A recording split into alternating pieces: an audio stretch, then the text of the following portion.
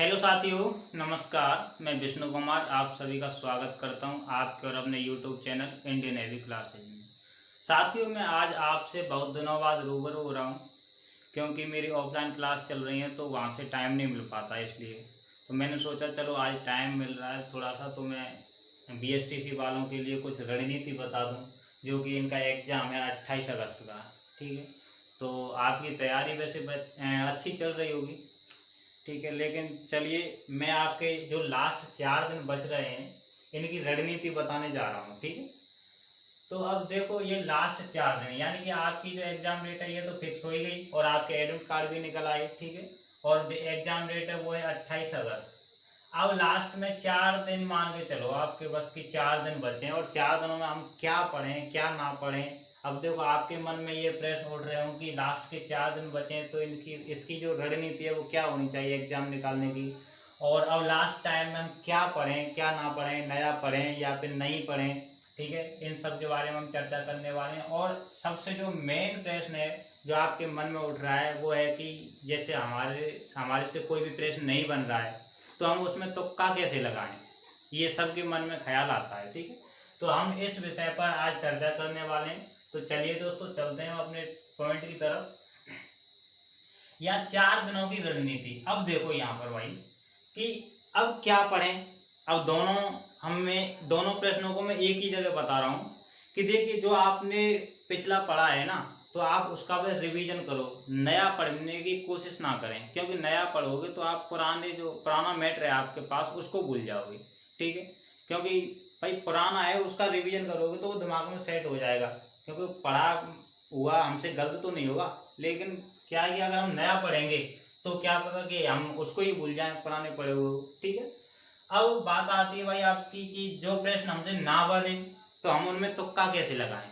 ठीक है, अब तुक्का कैसे लगाते हैं, देखो पहले यानी कि पेपर देने की एक रणनीति होनी चाहिए। अब वो रणनीति क्या होती है वो मैं आपको बताने जा रहा हूँ कि जैसे हम इसमें प्रश्न आएंगे आपके 200। ठीक है, यानी कि 50 आएंगे आपके इसमें रीजनिंग के, 50 जीके के आएंगे और 50 टीचिंग एप्टीट्यूड के, और आपके 50 में 20 तो आ जाएंगे इंग्लिश के और 30 हो जाएंगे आपके हिंदी के। ठीक है, तो आपको बनाना क्या है, जैसे आप रीजनिंग कर रहे हो, यहाँ पर पहले रीजनिंग कर रहे हो। ठीक है, अब रीजनिंग में उन प्रश्नों को करना है पहले जो हमसे बन रहे हैं। ठीक है, उन प्रश्नों को नहीं करना जो हमसे नहीं बन रहे, उसमें पहले से ही तुक्का लगा दें आप। तुक्के के लिए तो हमें लास्ट में टाइम रखना है। ठीक है, पहले जो प्रश्न बन रहे हैं जैसे मान के चलो आपके 50 में से भले ही आपके प्रश्न बन रहे हो आपसे 25 ही, तो आप 25 प्रश्नों को ही करना है पहले। ठीक है, 25 प्रश्नों को ही करना, 25 को छोड़ दो कोई दिक्कत नहीं। ठीक है, फिर उसके बाद में जैसे आप जीके कर दो तो जीके में भी पहले जैसे मान के चलो आपके 25 बन रहे हैं ना 50 में, तो 25 ही करने, ना कि आपको पूरे के पूरे 50। ठीक है, क्योंकि लास्ट के लिए छोड़ना है हमें। ठीक, अब फिर ऐसे ही आपका टीचिंग एप्टीट्यूड में उसमें जैसे 30-35 बन गए तो 15 एक रह जाएंगे, तो आपको कोई दिक्कत नहीं, दोबारा के लिए छोड़ दो, क्योंकि एक बार में हमें पेपर नहीं करना है। और एक बार में हम पेपर करते हैं ना तो तभी हमारा सिलेक्शन नहीं हो पाता, क्योंकि हमारा दिमाग है ना एक बार में तो प्रेशर रहता है। जैसे हम एक बार पेपर को कर रहे हैं एक ही बार में करते रहे ना तो जानता हुआ भी प्रश्न गलत हो जाएगा। ठीक है, और पहली बार में अगर हमारा दिमाग नहीं लग रहा है, जैसे मान के चलो कोई भी प्रश्न है जैसे रीजनिंग का है और पहली बार में जैसे दिमाग नहीं लग रहा है, ठीक है, तो उसको छोड़ दो, ज्यादा दिमाग मत लगाओ। दोबारा से आप करोगे ना तो आपसे एक तो प्रेशर हट जाएगा दिमाग से कि भाई हमने एक बार तो पेपर कर लिया, अब तो थोड़े बहुत रह गए तो हम हल कर लेंगे। ठीक है, तो वो प्रश्न भी बन जाएगा आपसे जो पहले छूट गया था, क्योंकि प्रेशर हट जाता है ना अपने वो ऊपर से।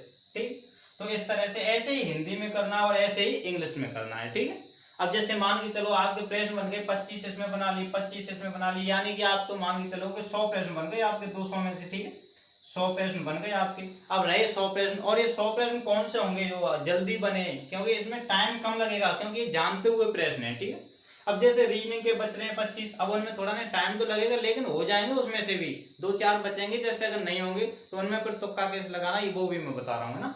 तो अब आप इस तरह से इन प्रश्नों को कर सकते हो। अब लास्ट में जैसे मान के चलो आपने जैसे टोटल कर लिया आपने 170 प्रश्न कर लिए। ठीक है, 170 प्रश्न कर लिए, अब बचे आपके 30 प्रश्न। अब इन 30 प्रश्नों में हम तुक्का कैसे लगाएं, 30 प्रश्नों में तुक्का कैसे लगाएं। अब देखो हम तुक्का लगाने की एक ट्रिक बताते हैं, जबकि ऐसी ट्रिक तो खैर नहीं है कि हमने कोई किसी भगवान का नाम लिया ठोक दिया ए या बी सी डी किसी एक में से। ठीक है, तो ऐसे तो तुक्का हमें लगाना नहीं है। ठीक, ये अपना दिमाग का इस्तेमाल करना। वो हम कैसे करेंगे, जैसे मान ली चलिए मैं बता दूं आपके लिए।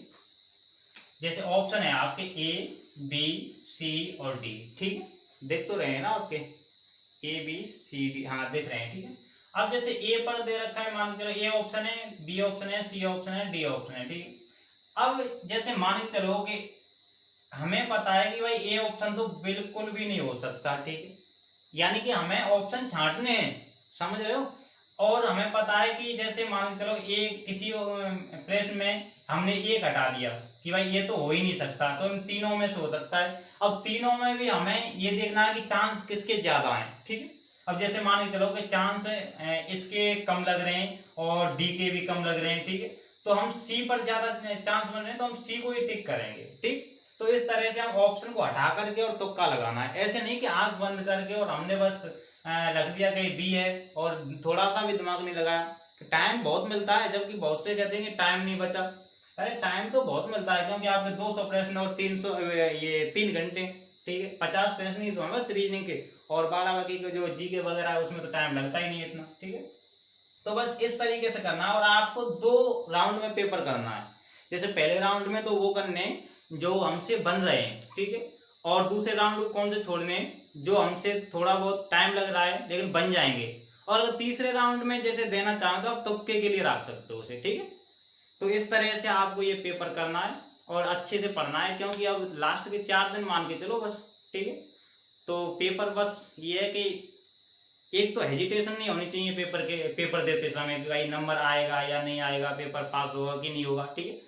क्योंकि बस ये तो दिमाग से फितूल निकाल देना कि भाई हम तो भाई पेपर देने के लिए आए, अब होगा तो देखा जाएगा, हम तो जितना पढ़ाए उतना अगर आ गया तो ये है कि हम कर जाएंगे, और नहीं आया तो फिर ये है कि नहीं होगा, कोई दिक्कत नहीं, दोबारा से दे लेंगे। बस ये है कि दिमाग से टेंशन निकाल देनी है बस, ठीक है। तो बस आज आपके लिए इतना ही समझाया। वैसे मैं बहुत दिनों बाद आज वीडियो बना रहा हूँ, मैंने सोचा चलो आज वीडियो बना ही लेता हूँ और बता ही देता हूँ बच्चों के लिए, ठीक है साथियों। तो आज के लिए बहुत बहुत धन्यवाद वीडियो देखने के लिए। वीडियो को ज़्यादा से ज़्यादा शेयर करें ताकि आपके भी भाई बहन इस वीडियो का फ़ायदा उठा सकें और इस एग्ज़ाम को पास कर सकें, ठीक है साथियों। तो बहुत बहुत धन्यवाद। जय हिंद, जय भारत।